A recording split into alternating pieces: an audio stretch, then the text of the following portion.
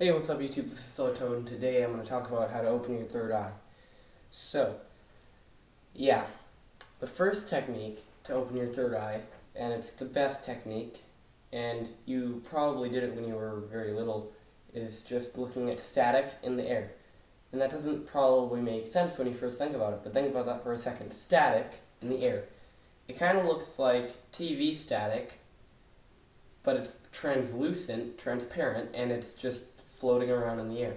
And it's kind of 3D. Almost like millions of dust particles.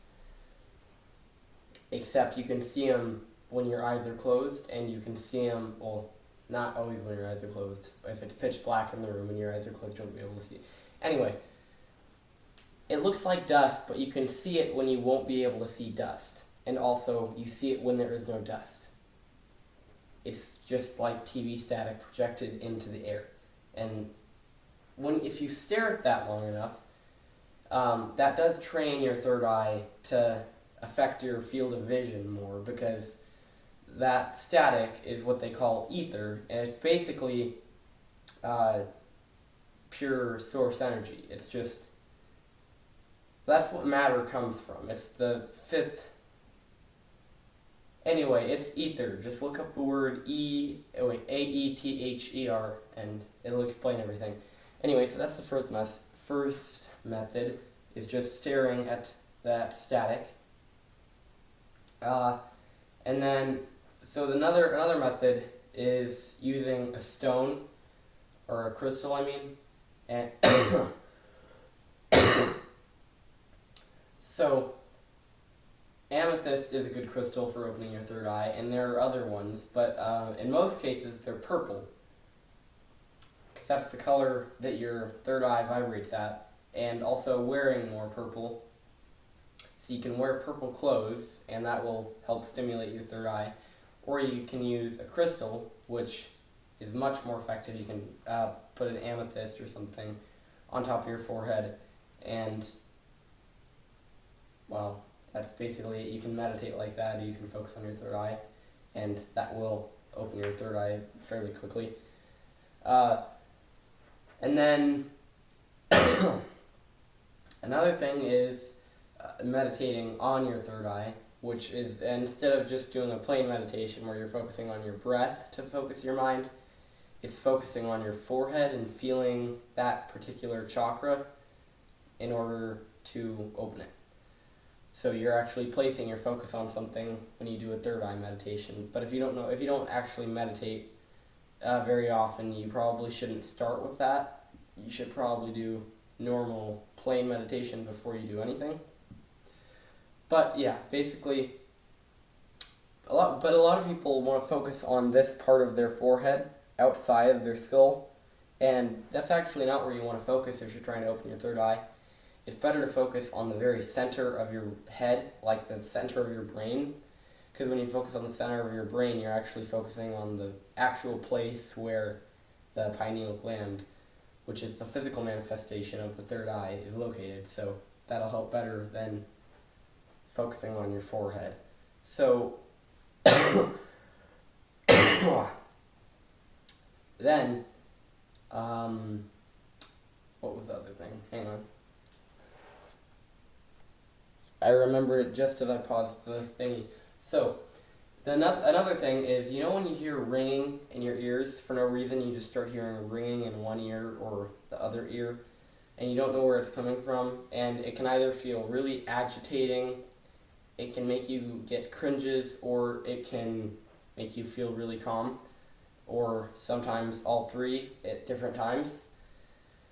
Well, that spontaneous ringing in your ear actually comes from your third eye.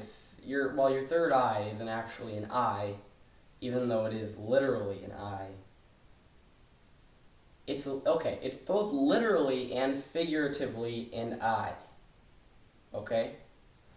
But it's also an ear. It's basically just a sensory organ for things that aren't physical. Okay?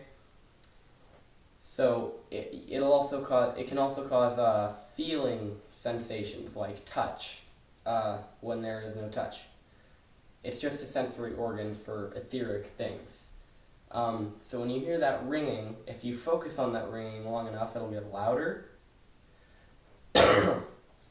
And if you just keep focusing on it, then it'll just help it's just training your third eye to affect your sensory perception of things more.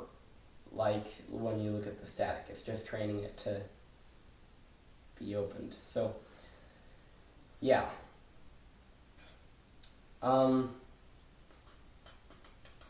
then another thing is you can actually close your eyes, and this one's pretty cool. It's a lot like closed eye visuals that you do by touching your eyes and creating sensory on them without actually having anything to see.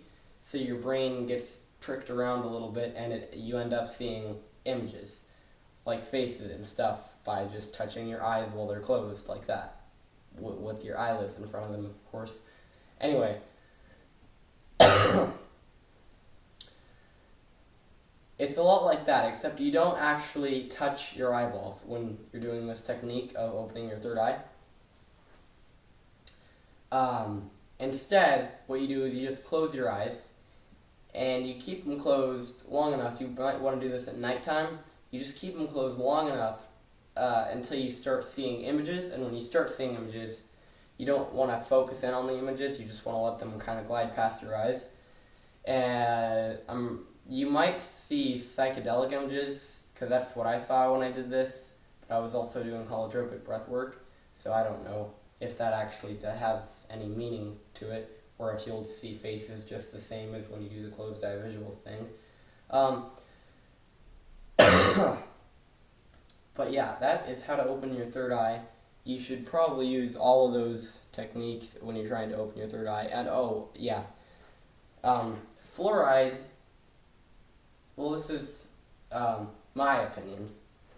Fluoride is not a nutrient. When you drink water that has high amounts of fluoride in it, or use toothpaste with fluoride in it, that fluoride has a tendency of getting absorbed through your tongue and through the water, or even through the food. And fluoride can calcify, or not technically calcify, but it can build up near your pineal gland and cause insomnia, which it's actually been linked to. But also, when it doesn't just cause insomnia. Insomnia is just a symptom of having a closed third eye, or it can be at least.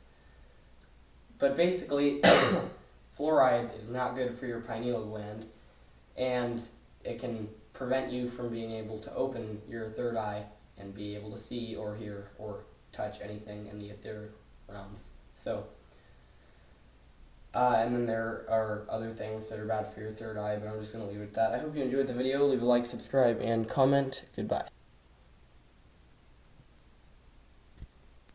Subscribe and comment.